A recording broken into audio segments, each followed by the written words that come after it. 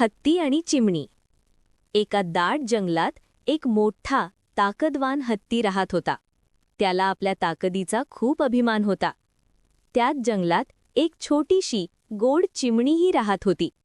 ती खूप मेहनती आणि हुशार होती. एके दिवशी जोराचा वारा सुटला. झाडांची फांदी तुटू लागली. चिमणीचं छोटंसं घरटं हलायला लागलं. ती घाबरली. हत्तीने हे पाहिलं आणि म्हणाला, "अगं चिमणी, तू इतकी छोटी. माझ्यासारखी ताकद असती तर तुला भीती वाटली नसती." चिमणी शांतपणे म्हणाली, "तुझी ताकद मोठी आहे, पण माझी मेहनत आणि चिकाटीही कमी नाही."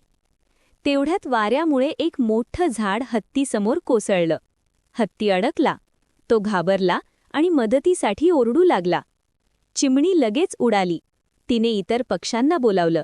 सगळ्या पक्ष्यांनी मिळून जवळच्या माकडांना आवाज दिला. माकडांनी फांद्या बाजूला केल्या आणि हत्तीची सुटका झाली. हत्ती लाजला आणि म्हणाला, "आज मला समजलं, लहान असो वा मोठा, प्रत्येकात काही ना काही खास असतं." त्या दिवसापासून हत्तीने कधीही कोणाला कमी लेखलं नाही. बोध: आकाराने लहान असलं तरी प्रत्येकाची किंमत मोठी असते.